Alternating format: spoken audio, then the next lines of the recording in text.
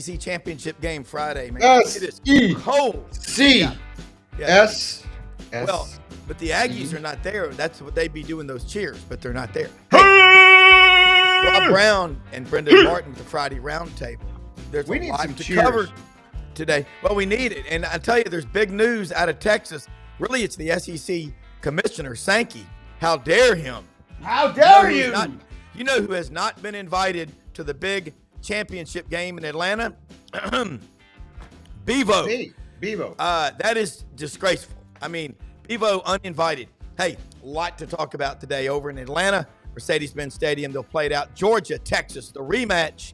And Frank Duffy, Doug Dean, Ken Capps will check in. Brad Bellamy from Landers Ford joins us around the top of the hour to talk about all the great stuff going on out there. Smash that subscribe button, folks, because here we come. Get pen and paper handy. Lots to talk about on this Friday. And I want to say hello to Jimmy McDavid, as Heimbach calls him, sitting in a deer stand out in Texas this morning. He just sent me a picture of a massive buck.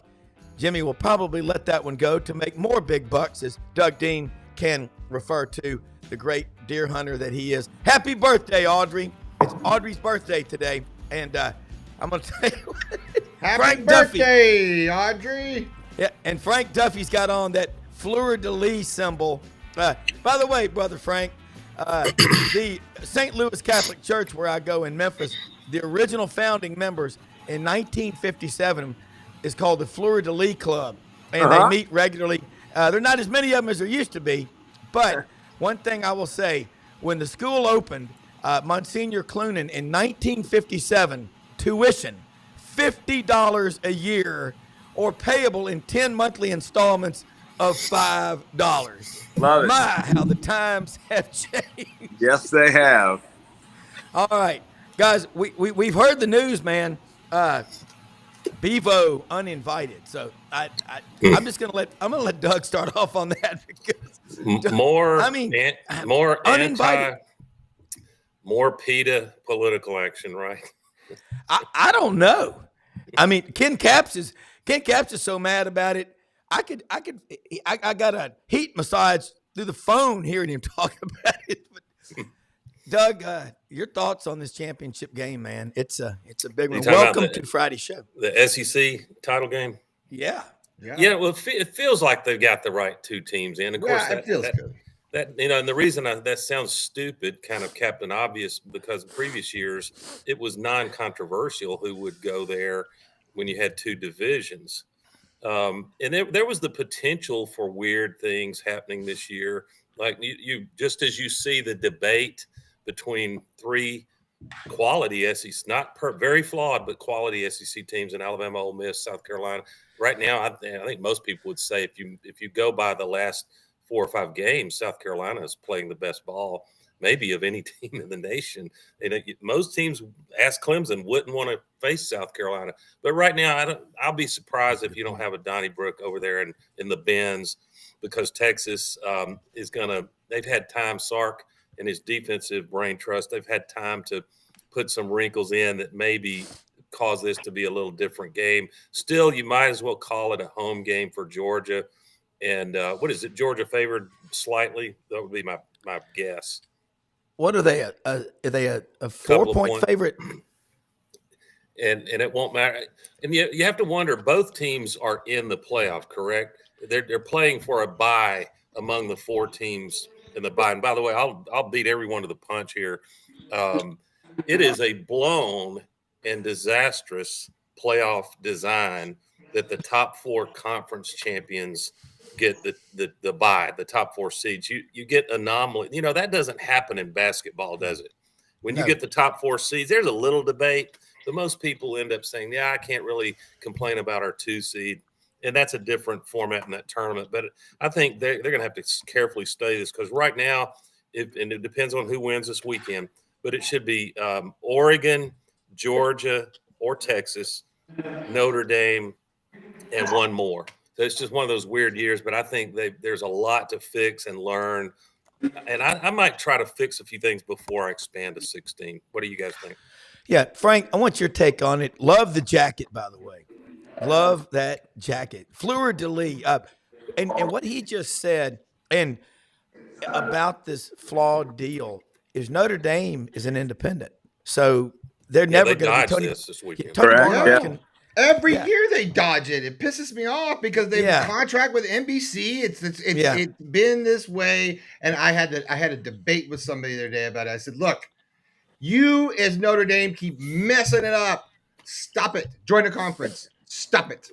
You're Yeah. screwing up the and look- program, and it's not fair. You're cheating. You're right, Brendan. And look, Clemson might even sneak into being one of the top Bullshit. 4 seeds. I mean, that's it's not right. I think Notre Dame is absolutely, to Doug's point, is one of the top 4 seeds. And the fact that they don't have that conference association, and by the way, that is their fault. I mean, that is on them, has been on them for a long time. So it's kind of come back to bite them. But, I think that you're going to see this go to 16 teams more than likely within about 3 or 4 years. I think they'll amend the contract because it just makes more sense. It's a more even playing field. Let's seed them 1 through 16. More than likely, your 4 conference champions will wind up getting the 4 top spots. But look, let's go off the board. Let's make it a true tournament, a true 16. Right. Yeah. And here's the problem, and I'm SEC partisan because once Auburn starts playing big boy football again, my job will be to hope that it's a level playing field. And Frank would feel the same about LSU and No doubt. whoever, and Brendan, Florida. I don't care who you are, Alabama fans. Brad will be on later. But what should be able to happen any given year is that you can have 2 SEC teams or Big Ten. You can have 2 SEC teams that get that first round bye. And it's not set up that way. And I have that's a fundamental flaw. Yes. I think they put that in there to help sell to all these conferences in the Power 5 that your interest will be protected in this format. If you just win your conference, you're in with a bye. Correct. Doug, let me throw something in for you. On Wednesday, Thursday, and today is the 3rd day of National Signing Day. 10 of the top 16 recruiting classes in the country are in the SEC.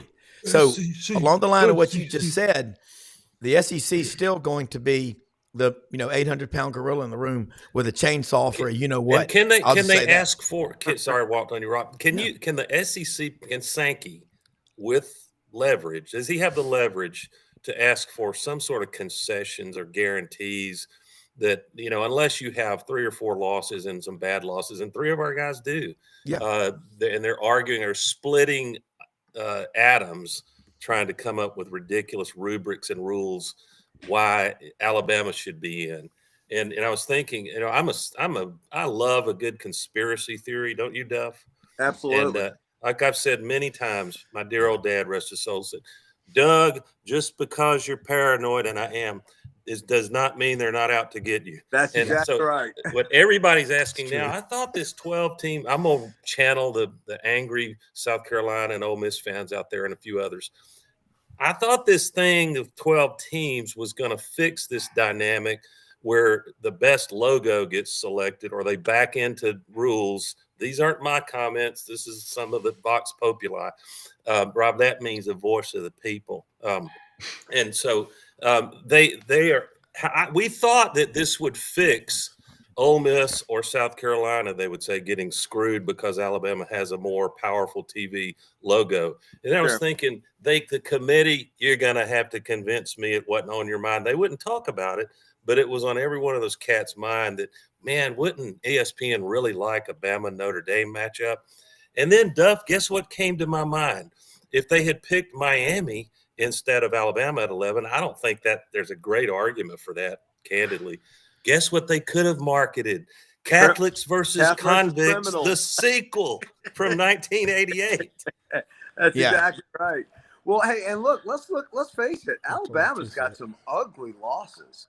I mean, some really ugly losses. And if it wouldn't be so does Ole Miss. So does Ole Miss. Yep. And if they didn't have the name recognition, and I just keep thinking, man, South Carolina had Alabama beat. They got that onside. All they had to do was get about 10 yards for the field goal, and we wouldn't be having this mess. But we do. And look, I knew this was going to happen last year when we went from the 4 to the 12. look, there's always going to be somebody on that bubble. I don't We're care. arguing over 11. If we had 35, we'd be arguing over 36. Absolutely. And 37. Absolutely. And look, we argue over that come March Madness on the 68th to 69th team. Now, it's less vocal, but it's still an argument. So, we're going to have this from time immemorial when you have a seeding and not done by actual, like the NFL does, which is actually records. It's cut and dry. It's mathematics. But when you got a beauty contest, we're always going to have this. Yeah, and you know what? If I'm a Florida State fan, none of us, anybody that ever gets close to reveling in any player suffering injury, even mild injury, needs to be taken out back. So no one's wishing. We hope all these teams come, especially those advancing. Well, no, all of them, period. But they come out of it clean, no injuries. But what if I'm a Florida State fan, if you have Carson Beck or Quinn Ewers go down, now Texas will say, well, we've got Arch Manning. Then I'm going to be asking pertinent, searching questions about, well, by your own process, wouldn't this mean you have to knock that team out since they're missing their starting QB? Well, I'm going to say something. I think the most costly injury to a football player on a particular team in memory was Jordan Travis going down, the quarterback of Florida State, against North Alabama last year, because that precipitated a series of events, just terrible timing. Because when 31 players on Florida State's football team quit on their brothers and did not play in that bowl game, and people tried to justify it, say that's okay, I'm going to tell you something. You're going to remember the rest of your life, if you've ever played sports in your life, who was with you and who was against you, and you're never gonna forget it. People always remember who's there at their bedside when they pass away. You never forget that, and that started Florida State down this spiral, in a death spiral. And I don't know. Now you got Gus Malzahn coming in. You might as well call Jack Kevorkian over to give you a bedside assistance. I mean, he'll bury that program. I'm sorry, but I don't hate Gus Malzahn, but he's hard-headed and he won't change. When we get Frank back, we're going to follow this. Doug, you're making a lot of great points as always. Notre Dame. Two, max. Yeah, a lot. But Vox Populi, the voice of the people. I love the Latin. And you think about Notre Dame and that contract with NBC in 1983 when it started? That is almost, to me, the best they can be is fifth. Tony Barnhart. Tony was going to be on this morning, and I asked him if he could reschedule for Monday because I'm going to want to get his thoughts on the 12 teams we picked. But, Doug, good call we there. know there's 70 million, at least 70 million Catholics. Where I live, everybody's Catholic. A lot of fans. You talking about Notre Dame? Yeah. Yeah, and it's fashionable to, and I share Brendan's sentiment that sometimes Notre Dame gets, undue partisan treatment from the media. But we're talking in and around the question of the power of a brand. And let me be clear on this: I'm way past resenting the Crimson Tide for having a phenomenal brand. They, by God, went out and earned it on the field with championships. But we can still talk about should brand, and the fact that drives and I include Notre Dame in that. And what I love, the logo, the imagery and logo of branding. I love marketing people. When you see that gold helmet, and you can hate the Irish all you want, but they are a international brand, and it's in part because of the dominant presence, not so much here in the South, but worldwide, of the Catholic imagery and tradition of Notre Dame. Now, they need to do more to win big games, win championships, so that the brand is real. But the comedian Bill Engvall, who's great, I love him. There's your sign. Well, and Brad won't give any argument to this and he's a smart football guy. In addition to selling vehicles in where's that in Arkansas? LandersFordMemphis.com, number one Ford dealership in the Mid-South. I'm pimping him already. And so, but when you're good Bama friends who are high IQ football guys, not all of them, but I bet half of them were saying, you know what, we really don't deserve to be in the playoff. There's your sign, committee. And you could say, I would hope Ole Miss and South Carolina fans are at least bowing their head when they're making these great arguments why they should be in. And here's the difficult, or not difficult, but the interesting part.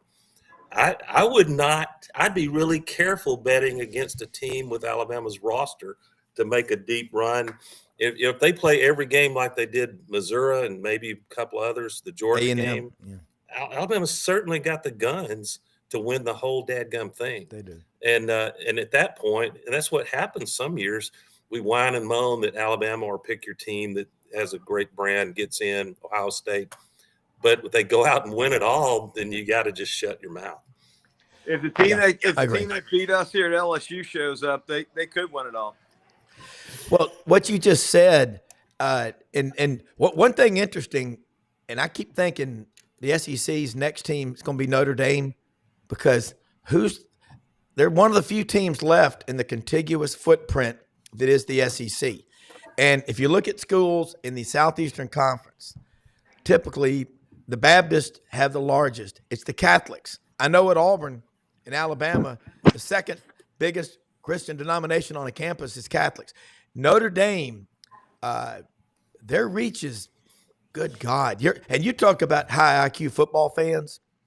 I'll never forget, in 1986, I went up to meet some friends I'd met in Ireland at the 86 Bama Notre Dame game at Legion Field.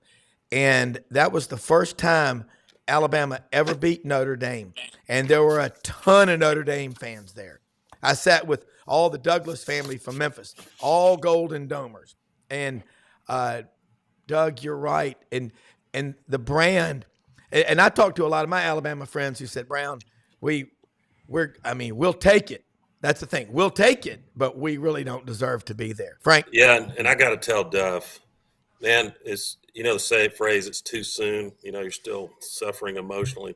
It's still too soon for me, Duff, to talk about 1988 Auburn at LSU. Because Auburn, damn you, Tommy Hudson, damn you, earthquake game. Because Auburn would have had my dream game at Auburn and Notre Dame. I guess it would have been Auburn-Notre Dame in that national championship game. Well, Notre Dame, like you said, is such a great brand, but there is a connection with Notre Dame in the South. I mean, LSU, we've had between 7 and 8 games with them, half of them home and home, over the years since I was in college, and then we probably played them 3 or 4 bowl games. And it's been a great rivalry. They do play when Notre Dame's on, they play a Southern brand of football. So to Rob's point, the contiguous connection of the SEC, you jump that Kentucky-Indiana border. I've done it many times on our Kentucky Derby weekends, going right over from Louisville into New Albany, Indiana. Oh, and by the way, rule of thumb, don't forget to put your car lights on before you go over the bridge, because that's really a bad thing when you see the blue lights in the back because you didn't put your car lights on. I can attest with one of my buddies having gotten pulled over.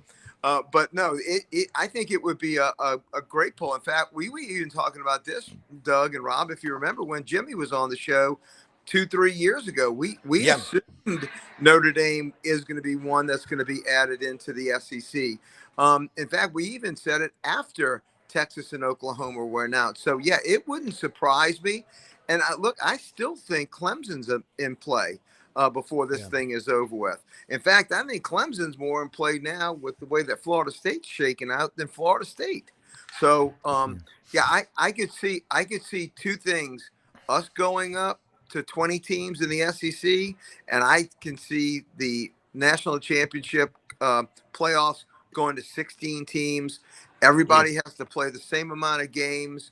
I think you will still see though the home games in the first, but they might actually even go into the second round and then have the semis and the finals be at the location. So, look, it's just when you add in NIL and you add in the transfer portal and you add in the wacky world of recruiting, which we haven't even touched on yet, which happened this week, which was like the Oklahoma land grab. You haven't seen this much action since 1865 on many people on the trading block. It's a crazy time in college football, but the interest has never been better. But I tell you, there's an interesting thing going on. I don't know if y'all noticed, But when the week started out, the tickets for the SEC championship game were a lot higher, and they've started to come down a lot. I think that is the fact that with Texas, and by the way, I personally think Texas is going to motorboat Georgia before it's all over. That's my call. I do too. I think they're gonna beat them by a couple touchdowns, my opinion. But Wow. you're going to get both Georgia and Texas in.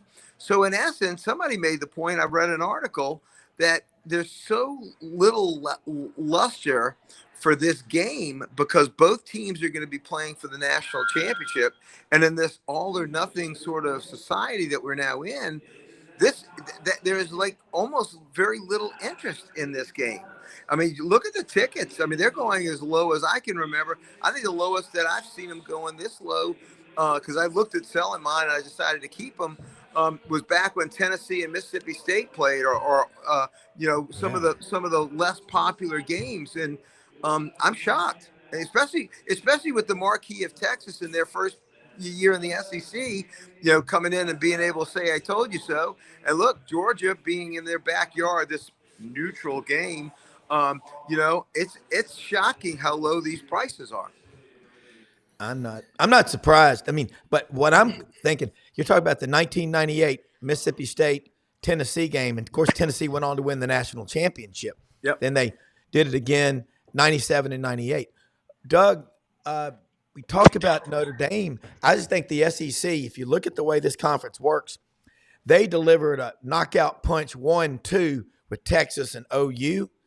And you go on the Northern, and the branding will be from Lake Michigan to Key West and everywhere in between. This is the Southeastern Conference, the conference of national champions. And it's going to be fun to watch the game tomorrow in Atlanta, because here's what I'm concerned about. When you're betting on games, which we like to wager Crystal Burgers and a box of sponges or whatever, but when a team knows, let's be honest, Doug, Georgia, Alabama, they know Texas, they can lose a couple of games. They got a couple of mulligans. But it's that third one. But now that you're in the championship game, I'm being completely transparent on this one. I wonder how hard either one of these teams is going to, I'm not saying try, but they're looking at the national championship. That's what y'all just said. And this is a problem, and it may be the end of conference championship games. Could you imagine A lot of money. every division in the NFL having to play a divisional championship before they got into the playoffs? But the big thing is the bye. They're playing for the bye. They're paying for the bye. I know, but I'm saying with along the line with you, look at ticket prices, follow the tape. Don't get mad at your money. Watch what's happening. Yeah, y'all are both right. They're playing for the bye, and I think the question, which is a fascinating one for these coaches, and you're never going to hear them. Only Lane Kiffin would probably be, really honest and blunt about how he views the game. But you can interpolate. There's a good word. You can interpolate from coaching moves they make. For example, let's say Texas, in your example, Rob or Duff, gets a lead late. They figured out how to move the ball on Georgia. That won't be easy. But Greg McElroy pointed out the last 5 games, Georgia has really been giving up some rushing yards. So there's I'm sure Sark is looking at that. If they get a 10-point lead in the early fourth quarter, it won't shock me if Sarkisian's move is carefully, but his truly elite playmakers, you might see them getting fewer snaps, because his worst case is Georgia comes back and wins a close one. And I ask anybody, with this 12-team playoff, does it really mean what it used to say that we are the SEC champions? I think it's really been diluted. And you can put that SEC championship, poster or banner up if you want, and maybe there's some branding value in it. I think the only reason that game matters now is you're playing to get the bye. And if that's Texas, look at we're moaning and groaning about some of the problems with the selection, but these are some compelling games. I will give them that. Doug, can I tell you the difference between claiming an SEC championship and a national championship? The LSU Fighting Tigers won the SEC championship in 2011. And because we had to go play Alabama a second time, which, by the way, you talk about paranoia and conspiracy.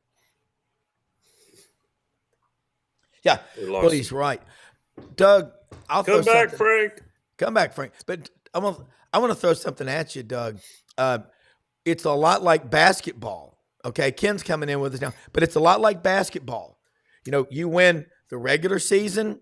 Okay, that's great. But then everybody focuses on the automatic bid from winning the conference tournament championship. Yeah, we're going the same way in football. Yeah, I agree. Let me make a tweak to, if I heard you right, Rob. I saw Ken. We lost Ken. Duff and Ken, get back in here. Bevo got him. So I think there's a little bit of a parallel between the SEC basketball tournament, which has been in Nashville several years now, and how we generally feel about the SEC championship game now.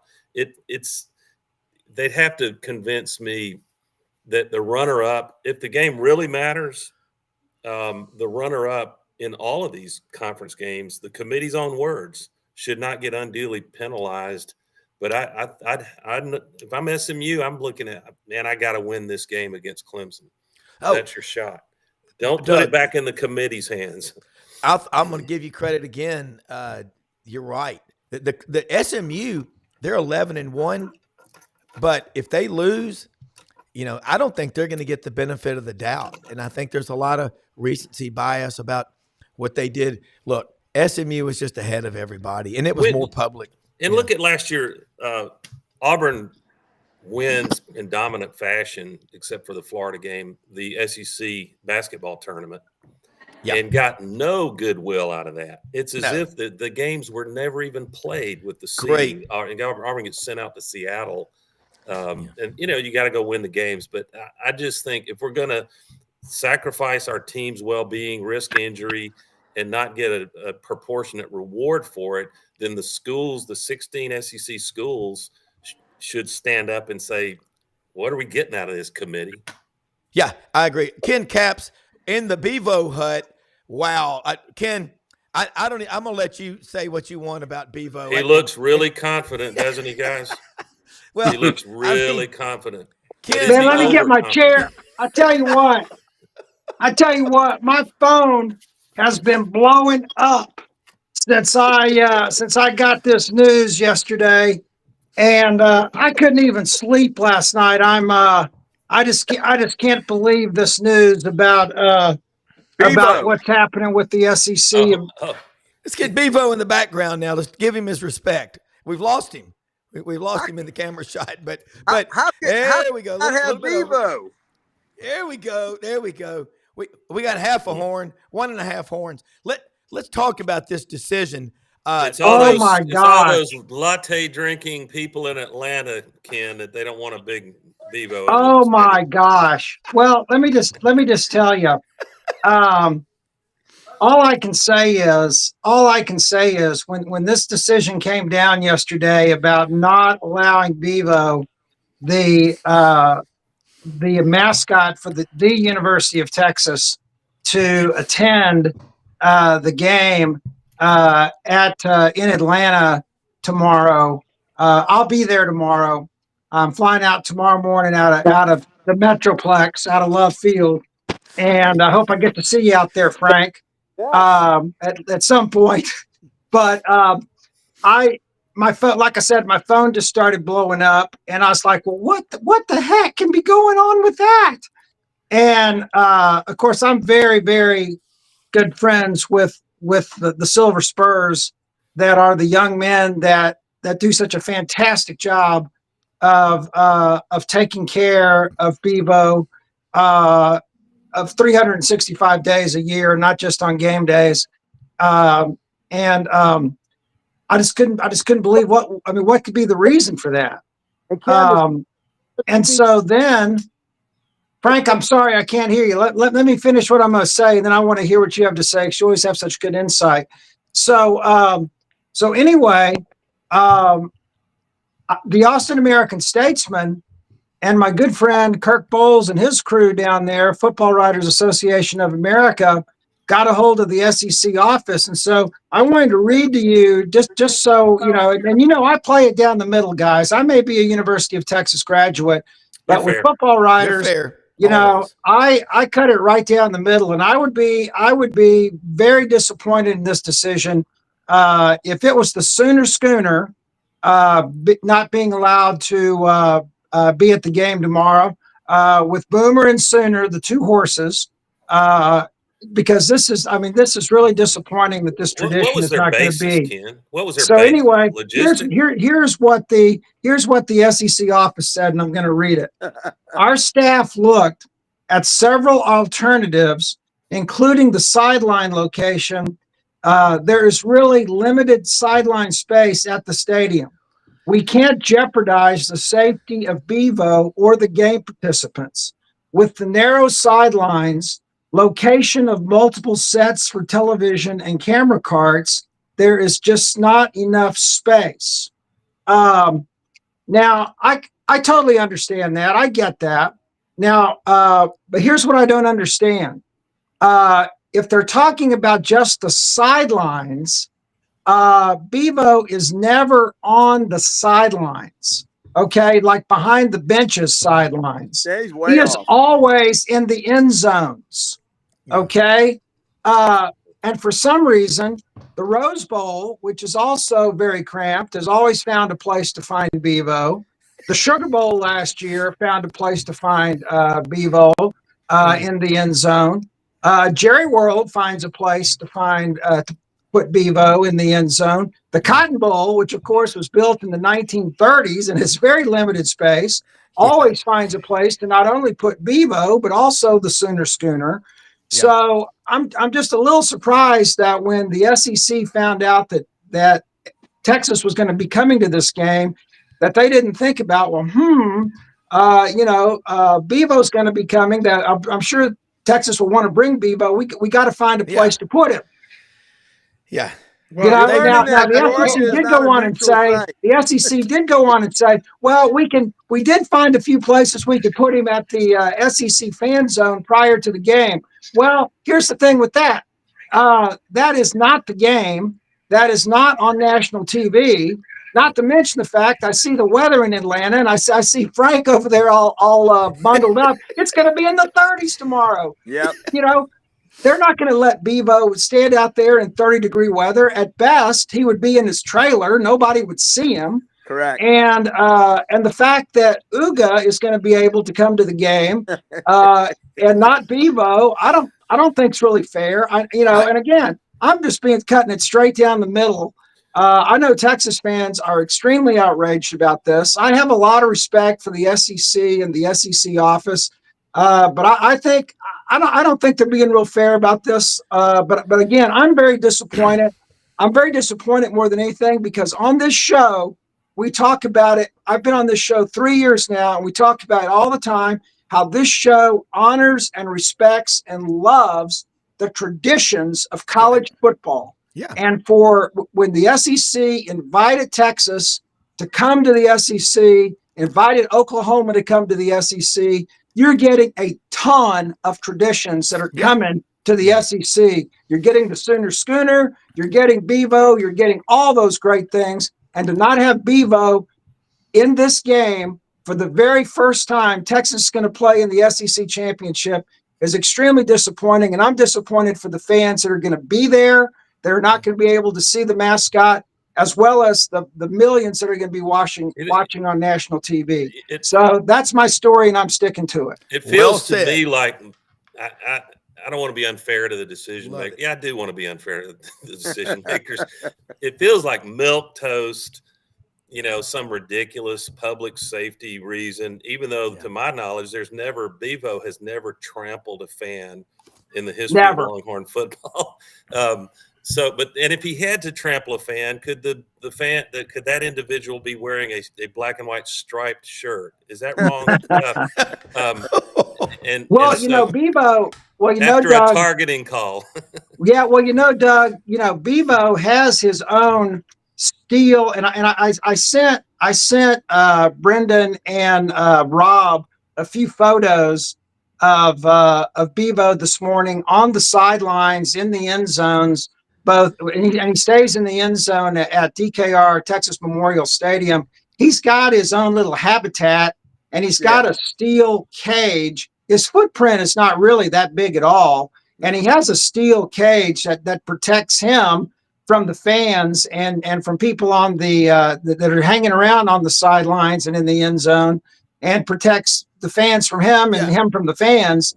And, you know, what people always love to talk about, though, is going back all the way to 2019 when, you know, which was a huge misconception as well, when supposedly he and Uga mixed it up in the Sugar Bowl there when Texas beat Georgia in the Sugar Bowl. And you know, somebody had the not wise idea to walk Uga over to Bevo. Yeah. And you know, again, ESPN really blew that out of proportion. What really was the story on that is, you know, Bevo had been in the stadium already 6 hours before the game and was really bored. And then the guys that handle Uga decided to walk him over, and you know, 2,000 pounds of steer versus about 50 pounds of dog. You know how that's going to work out. You know, I'm not sure it's a rallying cry. For some reason, Newt Rockney, All-American, the movie, popped back in my memory. Ronald Reagan lying there in bed, and hey, listen, Coach, someday when the boys are up against it and the brakes are beating them, tell him to just win one more for the Gipper. And so is Bevo going to be the rallying cry for the Longhorns? Surely you got more. Oh, yeah. Well, you know, that's the thing. I mean, it's like I say, it's more disappointing to me. I know a lot of Texas fans are really upset about it. But, you know, when you get back to talking about the game, I think this is going to be a really, really different Texas team that played Georgia at DKR back in October. I think this team is a lot more polished. I tell you what, I don't buy. They have a two-headed monster at QB too. Oh yeah. I think that Sark has got a whole different offensive philosophy. I think that was a brilliant move last week, putting Arch in the game. I think he's going to have a lot different packages for Arch in this game as well. You know, it's still going to be up to the Texas offensive line to keep Ewers upright. And I think that they're going to do a much better job at that. You know, I did see that Travis Etienne is going to be possibly back, but I know that the Georgia running game has not been what it was in the last 3 games. And I think Texas has a very good chance of winning this game. You know, I just think it's hard to beat an opponent twice in the same year. Bet on the team. It's hard to win a rematch usually. Yep. Right. I will bet you it's 75% for the second team to come back and beat the team that they lost to first, to beat them again. I know that obviously that was with us in Alabama in 2011. I think that's going to be the hardest thing is to beat them twice. I think Texas rolls. I mean, every time that I've said that, Ken, this year, Texas has gone on to beat a snot bubble out of who they're playing. But by the way, Ken, that's just your first indoctrination about how Atlanta is supposedly a neutral site when Georgia comes in and plays. Yeah. So that's your first indication. Your second indication, if anybody tells you that Birmingham is a neutral location where the replays come from, that ain't it either. That's Alabama territory. And by the way, Ken, what I was going to tell you when you first started talking, you were talking about the Silver Spurs. I'd give $100 to watch a Silver Spur beat the living shit out of a Texas Aggie orderly any day of the week. I think that would be the most fun. You think bringing Mike Tyson back to have a celebrity fight would be great? I would love to see one of them steer. One of them, those roustabouts that handle that big old Bevo, they'd knock one of those orderlies in the next week. Yeah, I bet. Hey man, I tell you what, our Silver Spurs, and I will say because I'm actually an honorary Silver Spur. I'm very proud to say that. I've got my Spurs on the wall out in the Hook'em Hut, and I will be partisan on that one. Those young men are stand-up guys. They wouldn't even they have more class than to touch anybody from Texas A&M. But yeah, guys, but back to what you're saying, about beating a team twice. This happened. The Texas and Oklahoma were in the same situation several years ago in the Big 12. Where Texas beat Oklahoma in the regular season. Then the two met in the Big 12 championship, and Oklahoma turned around and beat Texas in the Big 12 championship. But that's Big 12 talk. We're talking SEC championship. Am I wrong? And I love you, Kim, but am I wrong if I just thought Georgia just kicked the shit out of Texas because it's SEC tradition and I want Texas to be like, yeah, we did great, but by the way, welcome to the SEC. Ain't gonna happen. I just want it to happen because it's right and it's good in my blood and DNA. Georgia's loaded. Georgia, and I know. Hey, Georgia. I tell you what, if Quinn, he's gonna give you some SEC, Ken, he's gonna be like, you weren't ready for this. We got, Travis. Well, hey, you know what? Let me tell you something. Georgia's got everything. Hey, fired up now. Hey, Brendan, let your guests talk here. Let your guests talk here. Georgia's got everything in the world going for it. They've got the home field advantage. They've been there multiple times. Kirby has got everything going for his team. The only and I don't buy this BS that I've heard all week. That I think lost already, hasn't he? That they're already. That Georgia's so tired from having to play 8 overtimes. That's ridiculous. These are 19, 20-year-old kids. They'll be up to play Texas. I think what's really cool, though, that Texas chose as the home team to play in their icy whites, which is they call it their stormtrooper uniforms. Yeah. And so they chose to play in the icy whites, which is their road uniforms, rather than their home orange uniforms. Those are some badass looking uniforms. And, I think Texas has a great shot to win this game, but Georgia has every other shot to win this game too. And Quinn Ewers can't come out and be throwing pick sixes and getting stripped from behind like he did last week at A&M, because Georgia can win this game outright. You're 100% right, Brendan. Let me say, go ahead, Rob. Well, I just want to say, in the words of LA motorist Rodney King, can't we all get along in the SEC No, we can't. No, why would we, Rob? I don't want to get along. We don't have to get along. That's the best part about it. We hate to love each other. We're having fun. Each other. That is the SEC. Yeah. Guys, Georgia took 8 overtimes to beat Tech at home. Texas boat raced Texas A&M in a game that they would have cut their right arm to win. I'm telling you, Texas is going to win this thing by 2 touchdowns, boys. I don't know. I think it's going to be a 4-quarter war. I like Texas because I'm bound by duty bound. I said I'm picking Texas to win the whole thing this year, their first year in the SEC. So no point in bailing on that. Now, Duff, you have been called out from the chat room, Duff, and this is hilarious. Says the only live mascot that should be banned from games is that fake Mike the Tiger. LSU tried it out. Hey, as bad as Bama whipped our ass, I agree with it. They need to send him back to Joe Safari, in Florida. Florida hasn't had a Gator on the side. I was saying Brendan's our producer, and Brendan's talented at what I'm about to say, and he can comment. To me, the real losers in this are the TV producers, because the visual imagery of Bevo in that stadium and UGA, man, that'd be great.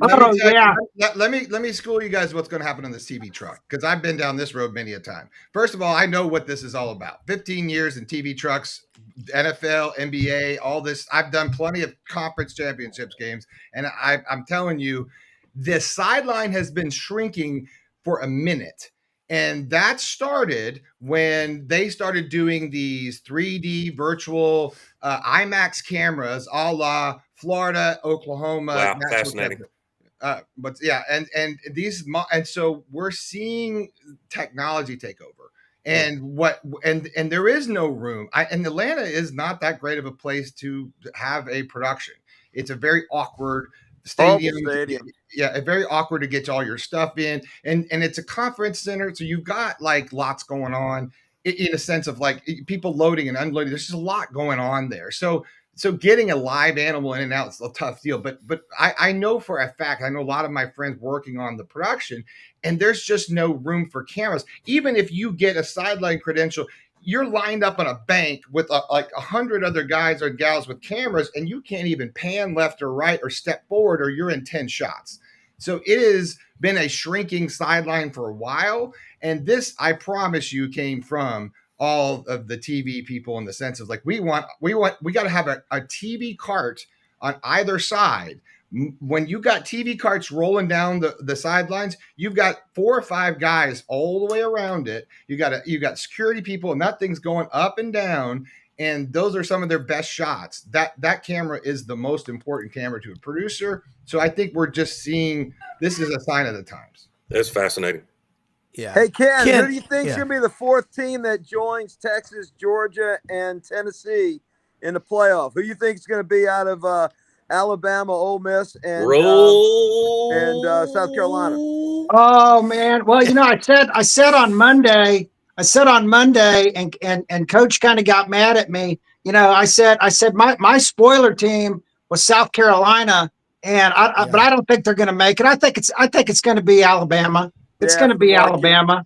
But telegraph that. But what Rob said is absolutely right. I've got a bunch of my friends here in the Metroplex who are leaving today for the SMU Clemson game, and the guy from the CFP even said himself, if SMU doesn't win this game tomorrow, which I'll be watching tomorrow night from my nice Atlanta hotel room right after the Texas game, if SMU doesn't win tomorrow, and they're probably going to be out of the playoffs, and that's going to be a real travesty after the year that they've had. That's going to be a real travesty. So, once again, this CFP has done great things, but it's just going to be like March Madness. There's going to be somebody that's going to be extremely pissed off and mad because they've had a sensational year. They're going to be 11-1, then 11-2, and they're going to be out, and a 3-loss team is going to be in there.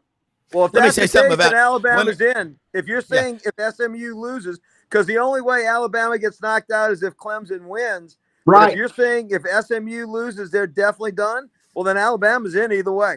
Right. Yeah, let me say something but even quick, the CFP, guys. but even the guy with the CFP said that on the CFP shows.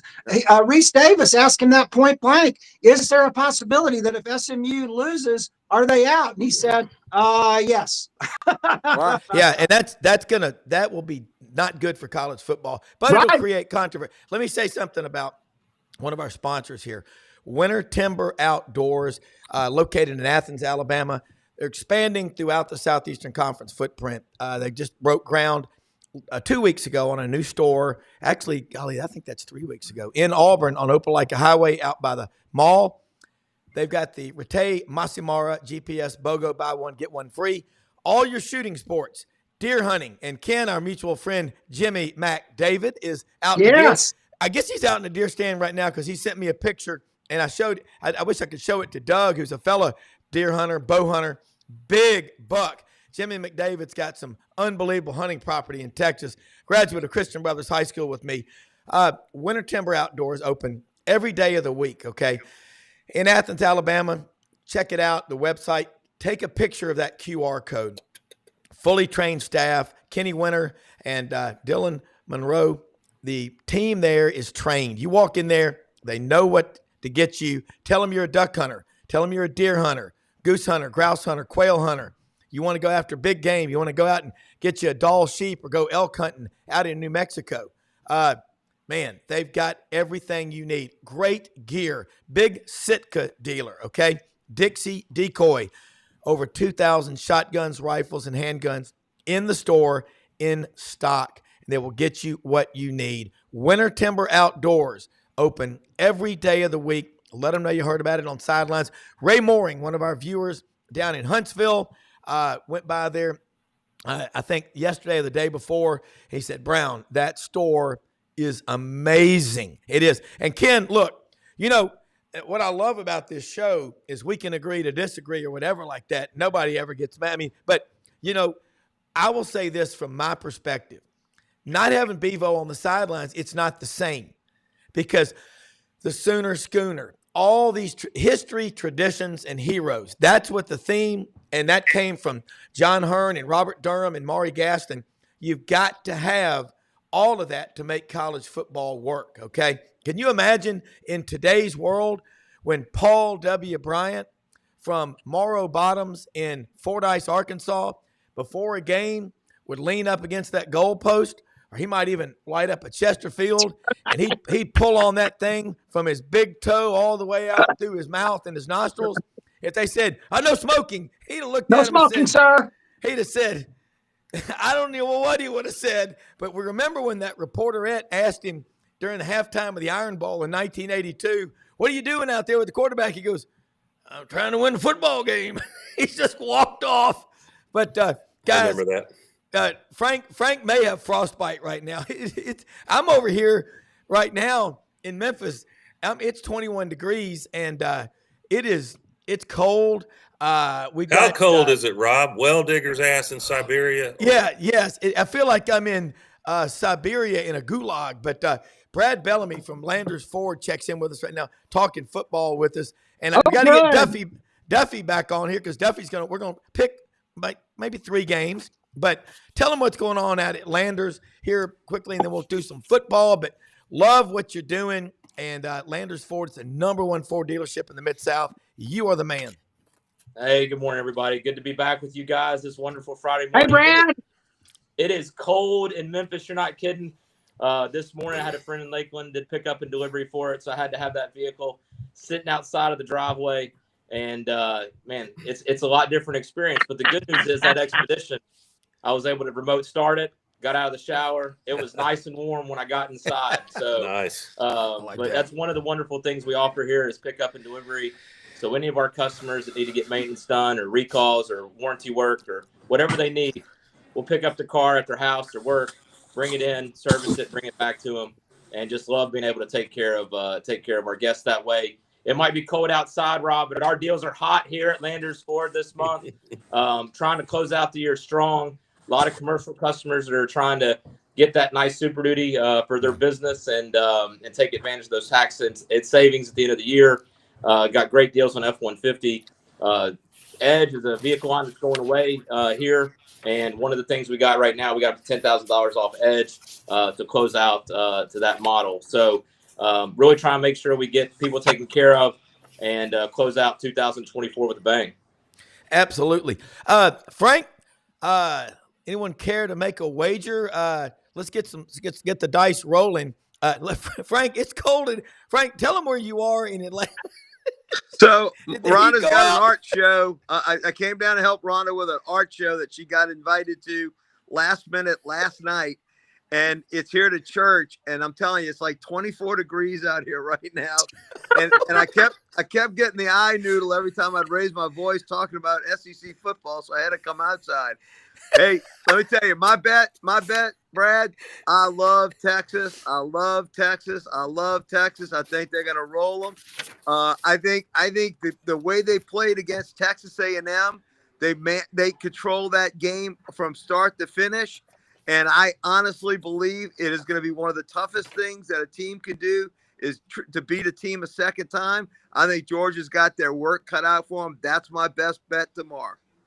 Well, we've done an excellent job of picking games this year. So my bet is to go Georgia. And I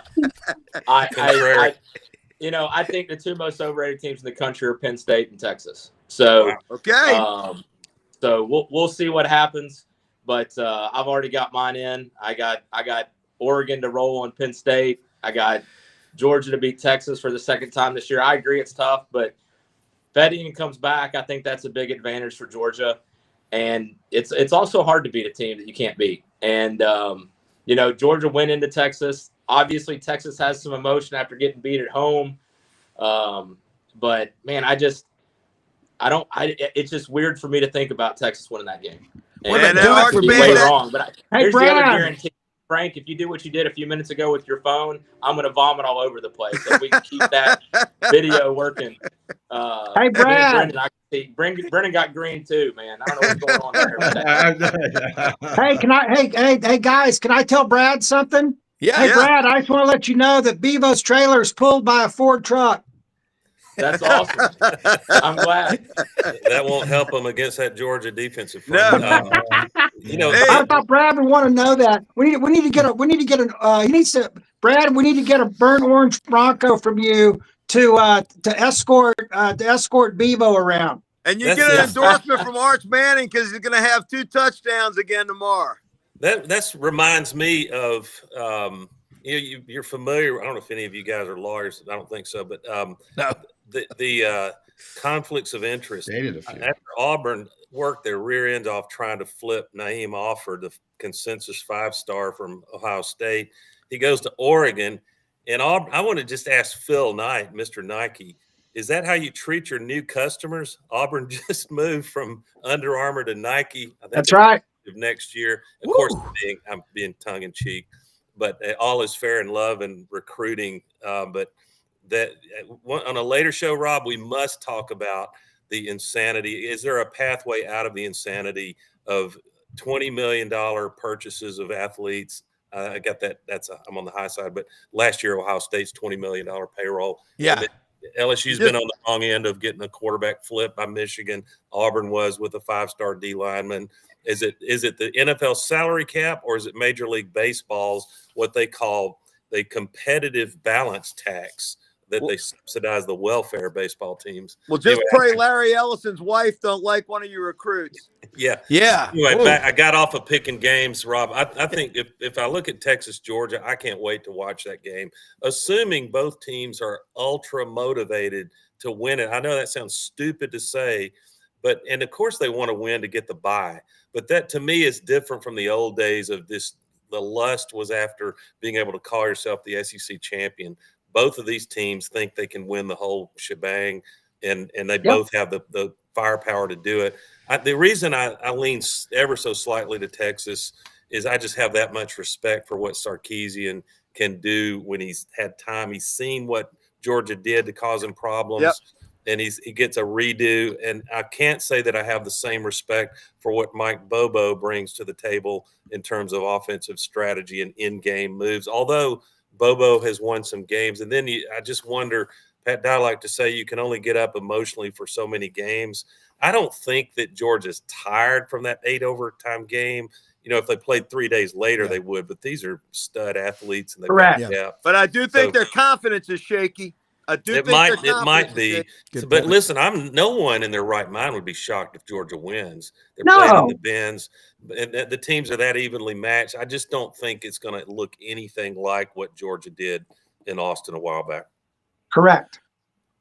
Well, you're looking at this game, and let me say real quick, happy birthday to my wife Audrey again, and also to happy all birthday, of y'all Audrey. that helped her on her project for doing Christmas for the kids at the clinic here in Parkin, Arkansas, where she works, and incredibly generous friends and people like Maury Gaston and you, Frank, and good God, so many people. Coach Johnson, Michael Lamb from Greenville, Alabama, one of my fraternity brothers, has a ministry in Birmingham. Neil Johnson, Joel Johnson, Kim Johnson. If I left anybody out, I apologize. I talked to Coach Ellis Johnson last night. I'm going to tell you what, that guy's awesome. Maury is working with him and his daughter. She's about to graduate on finding, job, career opportunities. This show has the most unbelievable connected group of people on the planet, and I absolutely love it. Brad, I'm going to tell you something. I drive an F-150, and I've got I'm about to hit 240,000 miles on it. I love that truck, and it drives like a car on the road, and off-road, I don't get stuck. Now, there was that time when I rolled off the rice levee duck hunting into the mud, but I was able to get myself out of it, and I've got 2 toe straps in there. But I'll say something about Landers.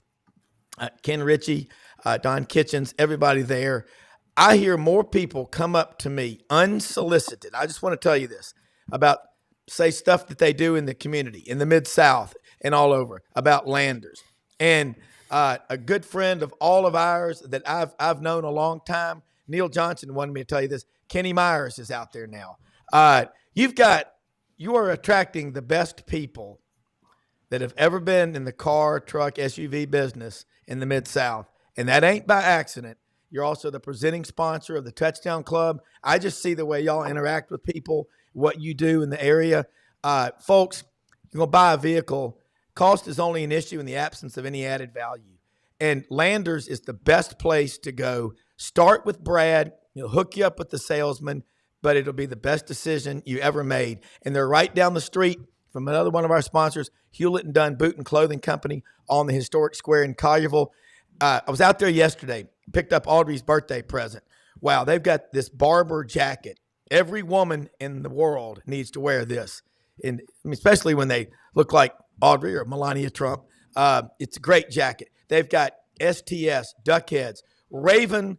If you've got your wife, your girlfriend, you want to send her out there, tell her what your wife's, measurements are or whatever. She'll fit her and do it right. Duck heads, all the clothing, Filson luggage, over 7,000 pairs of boots. They got everything covered. They're open every day of the week right now, including Sundays, noon until 5. Hewlett & Dunn Boot and Clothing Company. Right there, lots of great restaurants to go to on the square. And the bottom line, when you go there, you're going to feel at home. And if John Wayne, Clint Eastwood, Ronald Reagan were shopping, this is where they would be. And as Brad mentioned, they are invested in the community. As all of our sponsors, the relationships that we have, we're blessed beyond belief to have the best sponsors and the best audience. So let's get it going here. I love this chemistry, the synergy on this Friday morning round table. And Me too. Love it. And look, Ken, you know Brendan, and he, that was a cool perspective he gave on the TV about the sidelines, what's going on and all like that. And it's something that, you get down on TV, on the sidelines, it gets crazy. But free Bevo, bring Bevo in, do it. Well, I tell you what, it's maybe this is what the SEC is worried about. I'll never forget when Texas won the Rose Bowl against USC, and Bevo was, of course, he was in the end zone of the Rose Bowl.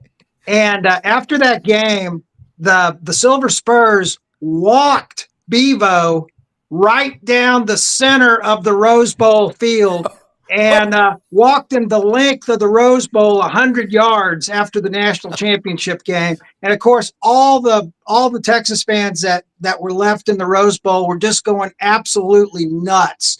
And so, of course, in this day and age, Sark probably wouldn't allow that, especially after last week's flag planting and all that stuff, and everybody going to fisticuffs and pepper spray and everything else.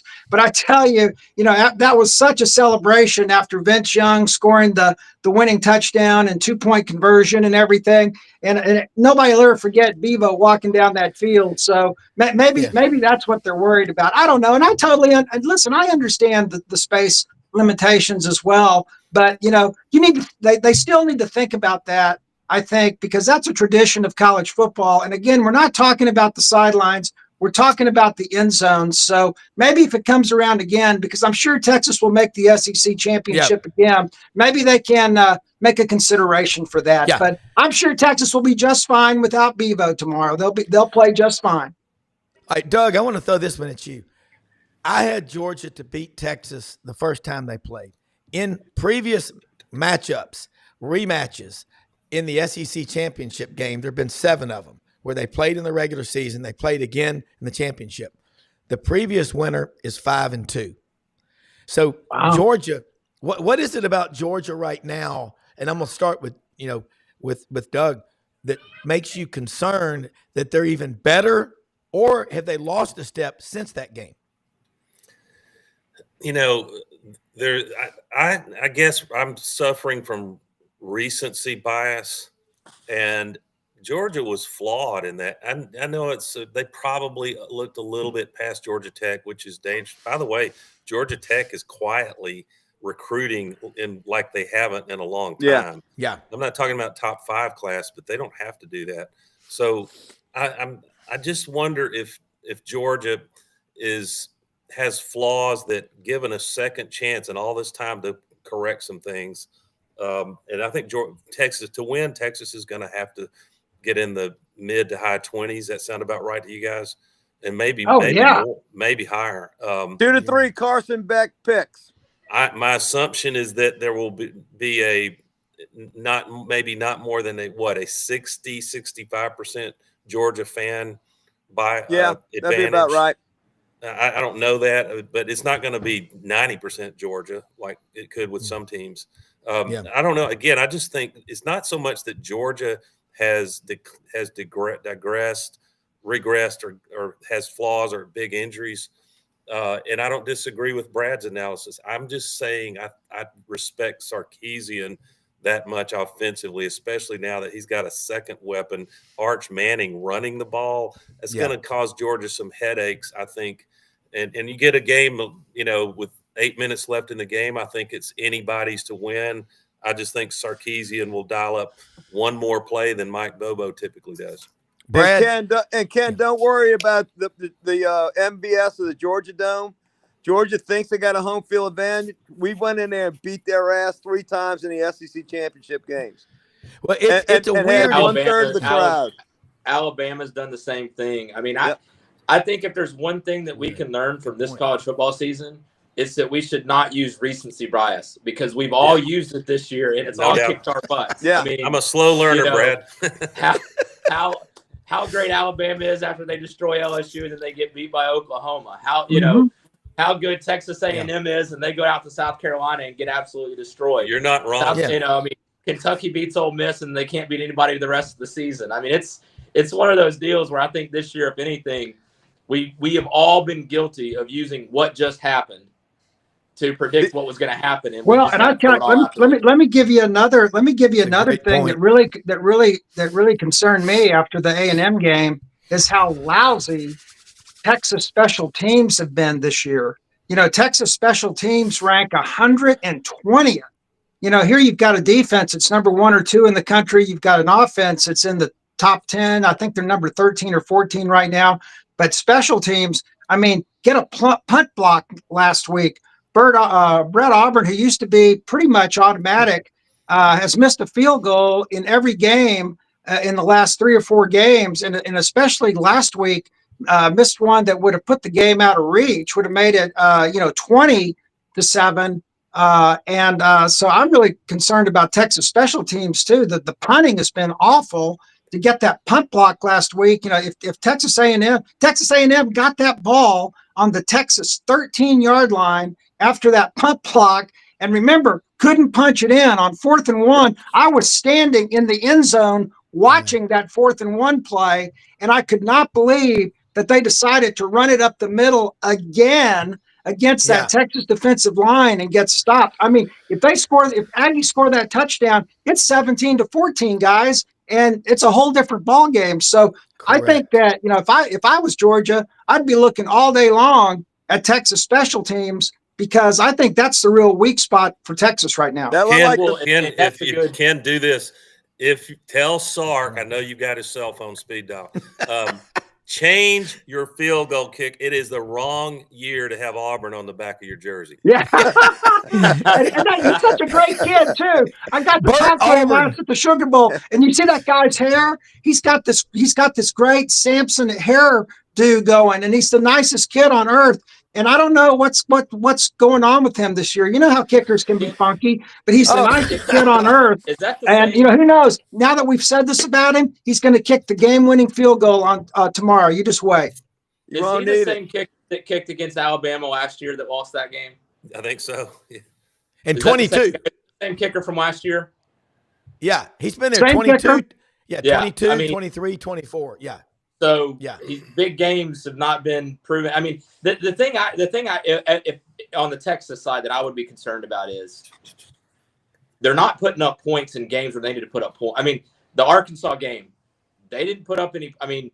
They could have maybe scored again at the end of that game and didn't decide to score, but they could have. Yeah. But they have not put up a lot of points in games that were against the premier teams. They didn't put up any points against Georgia the first time around till late in the game. They only put up 17 against Texas A&M when some other teams have been able to go in there and play against them and put up points. That would be a concern for me if I'm on the Texas side of this is, are we going to be able to get past 20 points? Because I think that this game could be one of those like we've seen with Auburn this year or even Georgia turnovers could produce points that we don't expect. I mean, that Oklahoma LSU game last week, I expected to be a low-scoring game. But then they had that special teams play that got a touchdown. Yep. They had the pick six. Yep. I mean, they had a long play. I mean, so like those things contribute to points that I wasn't expecting. The second half was exactly the game I expected. I think the same thing. I mean, but Georgia's been the same way. The Tennessee-Georgia game, they scored late. But for a while, they weren't able to put points on the board. They couldn't put any points on the board in the first half of the Alabama game. I think this is going to be a 2017 game unless we see those plays that are the 60-yard bomb or the special teams play that results in a touchdown. But I think it's a 2017, 21-18 type. I think it's going to be low scoring unless we see those big plays. Guys, I'd be remiss if I didn't put, and I find this hilarious. Part of the two of the games this weekend, if they go as I think they may, SMU and Arizona State, will have as a subplot nearly fired Gus Malzahn leaving UCF in time to not get fired, and now he's the offensive coordinator for Norvell at the school that broke his heart in the championship game in Pasadena, which I sat. And Gus Malzahn was the only human being in that arena that didn't see a fake punt coming in the first half. But the storyline for two games could be the Gus Malzahn coaching tree with Kenny Dillingham, who's had an unbelievable year at ASU, and of course Rhett Lashley is sidekick at SMU. And I think SMU is going to win a close one against Clemson. Yeah, you know what, Doug? That's a great point about Rhett and Butt and Gus. Go ahead, Brad. Well, just the subplot thing is you have Oregon that could win the championship in the Big Ten first year. Arizona State could win the championship in the Big 12 first year. SMU, ACC first year. Texas first year. Army first year. I mean, talk about the craziness of the college football landscape and how immediate impact by some of these schools that necessarily weren't expected to be there. No doubt. Right. Yeah. Good point. Let me throw this one at y'all. I'm picking Georgia to win 27-17, and I'll tell you why. Because if you look at that team, their defensive line, and Georgia has a bunch of full-grown men, as they say down south. I look for them to absolutely come out with their hair on fire, and they've had few dominant performances this year. The Texas game in parts where they dominated, and the second half against Tennessee, and the fourth quarter especially against Alabama. But they hadn't played a full 60 like with the number 2 or 3 most talented roster in the country is expected to do. But I'm going to pick Georgia to win. I'm not saying we're going to get Larry Munson. We just stepped on their face with a hobnail boot, broke their nose. But I do think they win. But in Ken, I will say this about Texas. Sarkisian is one of the best coaches in America. Would everybody on this panel agree? Steve Sarkisian is one of the best offensive minds. Also, total coaches. He absorbed a lot from Nick Saban. Now, somebody want to take a gander at this one. How much do he and Kirby know about each other? I'm not sure how many years they interacted together on the staff at Alabama. Good point. One thing about both of them is they always improvise, adapt, and overcome. Frank Duffy, before you get frostbite, I need you to move your mouth so you don't get cold. Respond to that. Frank looks miserable. God dang, it's cold out here. I thought you wanted to be first in line at SEC Fanfare today. I thought that's where you were. Hey, I'll go as long as Alabama ain't in the damn place. That's what I draw the line. Hey, no, Brown, my contract here says hoodie type coverings are not allowed on the show.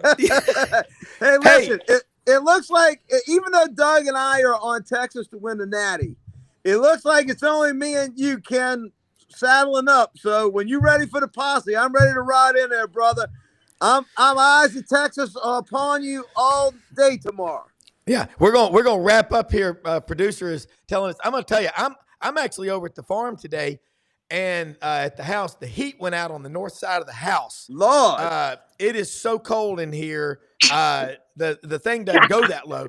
And I can't feel my toes. the guy put the strips on. But I will tell you good news. Tuesday morning, right after the show, I ordered Starlink over here. And they said delivery between December 19th and 23rd. And I'm going, ah! Brendan's going, ah! But it looks like it's on the truck, possibly out for delivery. So it could be coming today. But when we get Starlink, guys, it's going to be incredible. I want to say thank you to all of y'all for this. Has been fun today. Hey, it makes us think. And Ken, Frank, if you're going to be there, I'll send you Ken's number. You need to meet this guy. I got Ken's number. Ken's one of I'll the try and coolest hook up ones. with you, Ken. Are you going to be hobnobbing with him up in the press box? I'll be down there with the rabble. But with the rabble, that's right. Hey, Rob, can I tell you where the Texas band is stopping on the way to Atlanta? Yeah. They're stopping at Buc-ee's. Buc-ee's. Absolutely. That's a good omen. And by the way, I went in there and looked at those sweaters the other day. They're unreal. Hey, most often we see the face of Christ in the least among us. Thank you to everybody out there. We have the kindest audience helping other people. The stronger you are, the stronger you can help other people, man. We will see you Monday. Have a great weekend, everybody. South Carolina for number 12. South Carolina. Roll Tide.